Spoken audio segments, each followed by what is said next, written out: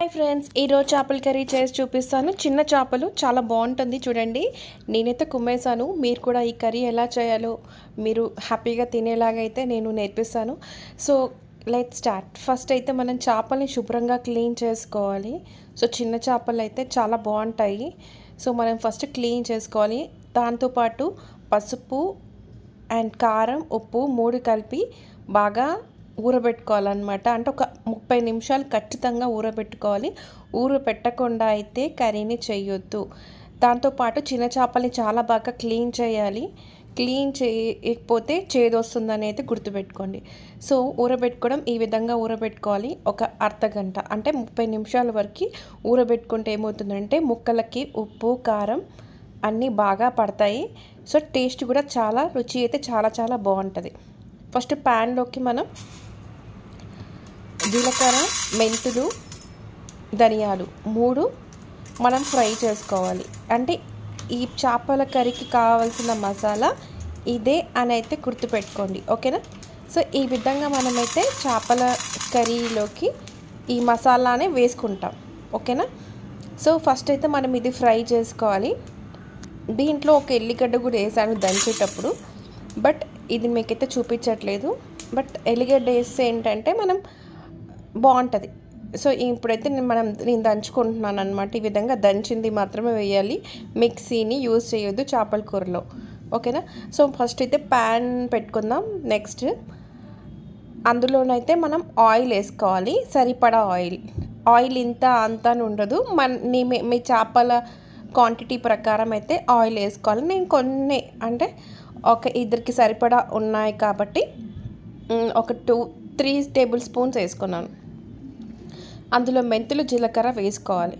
మెంతులు చేపల కూరలో మ్యాండేటరీ, చాలా బాగుంటుంది. మెంతులు లేకపోతే చేపల కూర అసలు చెయ్యకండి. మెంతులు మెయిన్ అనమాట చేపల కర్రీలో, ఎప్పుడు కానీ గుర్తుపెట్టుకోండి, ఓకేనా. సో ఇప్పుడైతే మనకి ఇది చిటపట్లు ఆడాక మనమైతే ఆనియన్స్ వేసుకుందాం. ఆనియన్స్ కొంచెం సన్నగా కట్ చేసుకొని వేసుకోవాలి. సో ఈ విధంగా కొంచెం కలుపుకోవాలి. కలుపుకుంటే ఏంటంటే మనకి మగ్గుతాయి అన్నమాట ప్రాపర్గా. ఇందులో కొంచెం ఉప్పు వేసుకుంటే అయితే ఇంకా మంచిగా తొందరగా మగ్గుతాయి. సో అందుకే కొంచెం ఉప్పు వేస్తున్నాను. చూడండి ఈ విధంగా. మనమైతే ఇందులోకి అయితే పసుపు వేసుకుందాం. పసుపు కొంచెం ఎక్కువనే వేస్తున్నాను, ఎందుకంటే ఫిషెస్లోకి కలపలేదు కాబట్టి ఇక్కడ వేసేసుకుంటున్నాను. సో ఇక్కడ టాలీ అయిపోతుంది. సో మనకి అయితే ఇది బాగా మగ్గాలన్నమాట. మనం ఈ స్టేజ్లో ఉన్నప్పుడైతే చిన్న 2 టమాటోస్ అంటే రెడ్గా ఉన్న టమాటోస్ని అయితే కట్ చేసి వేసుకున్నాను. చూడండి ఈ విధంగా మనం కలుపుకోవాలన్నమాట. కలుపుకుంటే ఏమవుతుందంటే టమాటాలు బాగా మగ్గుతాయి. ఆనియన్స్, టమాటోస్ రెడ్ కలర్ ఉన్నాయి మాత్రమే తీసుకోండి. అప్పుడే మనకి చాలా కొంచెం పుల్లగా బాగుంటుంది. మళ్ళీ మీకు తొందరగా నలుగుతుంది అనమాట కర్రీలో కూడా. చూడండి ఈ విధంగా మంచిగా బాయిల్ అవుతుంది. అందుకే ఎప్పుడు కానీ పండు టమాటాలను తీసుకోండి. పచ్చి టమాటాలను అయితే కర్రీస్లో వేయొద్దు. ఈ చేపల కర్రీలో అయితే అసలు వేయకూడదు. సో మనం చూడండి ఈ విధంగా మగ్గుతుంది అనమాట. ఇంకొంచెం మగ్గాలి. అంటే మనకి టమాటోస్, ఆనియన్స్ దగ్గరికి వచ్చేసి రెడ్ కలర్లో కనిపించాలి. చూడండి ఇంకా హాఫ్ మగ్గింది. ఇంకొంచెం టైం అయితే పడుతుంది అనమాట. ఒక 1 మినిట్ 2 మినిట్స్ అలా. మంచి మగ్గపోతే ఏంటంటే మనకి టేస్ట్, రుచి అనేది రాదు. రుచి బాగా రావాలి అంటే మనం కొంచెం ఓపికగా చేసుకోవాలన్నమాట. ఇలా ఓపికగా చేసుకుంటే మనం బాగుంటాం. అంటే ఫుడ్ ఇప్పుడు కానీ మనిషి హెల్త్కి కావాల్సింది ఫుడ్డే కదా ఫ్రెండ్స్. సో అన్నిటికంటే ఇంపార్టెంట్ ఏంటంటే ఆహారం కాబట్టి మంచిగా ఆహారం చేసుకోవాలి. చాలా ఓపికగా చేసుకుంటే టేస్ట్ కూడా చాలా బాగుంటుంది. సో చూడండి మగ్గింది. ఈ టైంలో మనం చేపలు వేసేసుకోవచ్చు. సో కానీ నేనైతే ఫస్ట్ మనం నూరుకున్న మసాలాను అయితే వేస్తున్నాను, ఎందుకంటే మసాలా వేసుకుంటేనే బెస్ట్. మళ్ళీ చేపల పైన మసాలా వేస్తే కలవదు, మళ్ళీ మనం కలపడం రాదు కాబట్టి కష్టమైపోతుంది. సో ఇందులోకి మనం చేపలు వేయకముందే మనం ఈ విధంగా మసాలా వేసుకున్నట్టయితే ఇంకా చేపలకి ఈజీగా పడుతుంది అనమాట. ఎందుకంటే మనకి పులుసులోకే కదా మనకి కావాల్సింది మసాలా. సో చూడండి ఈ విధంగా అయితే మనం కలుపుకొని పెట్టుకోవాలి. ఈ మసాలా అయితే చాలా బాగుంటుంది. చేపల కూరలో అయితే చాలా టేస్ట్ అనేది మసాలాతోనే వస్తుంది. సో ప్రాపర్గా వేసుకోవాలి. మనమైతే చేపల్ని డ్రాప్ చేసుకుందాం. చూడండి ఈ విధంగా డ్రాప్ చేసుకోవాలి. ఒకటేసారి కలుపుకోవాలి, ఊరికి కలపకూడదు, ఎందుకంటే చేపలు చితికిపోతాయి, చిన్న చేపలు కదా.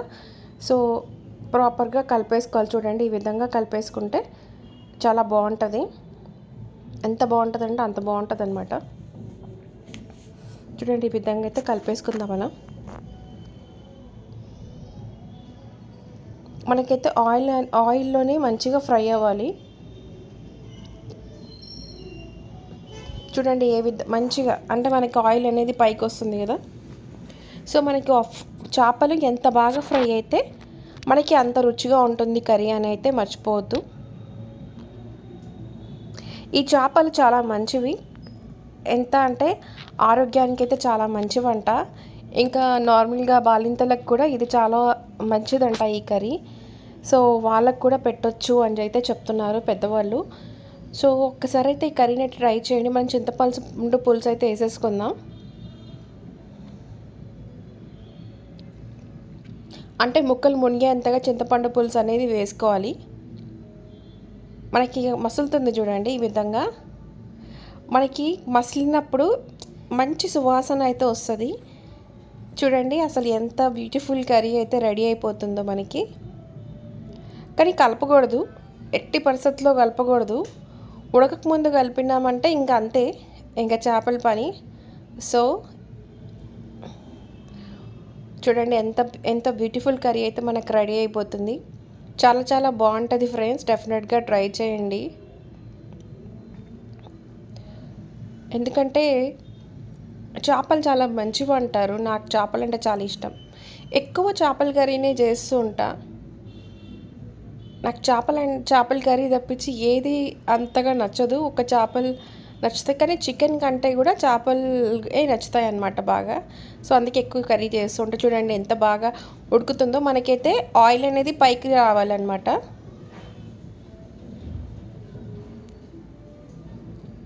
చూస్తున్నారు కదా, ఆయిల్ అనేది పైకి వచ్చినప్పుడు మనం ముందు మసాలా కూడా వేసేసుకుందాం. అంటే కొంచెం మిగుల్చుకున్న మసాలా ఉంటుంది కదా, అదైతే వేసుకోవాలి ఈ విధంగా. కరివేపాకు వేసాను.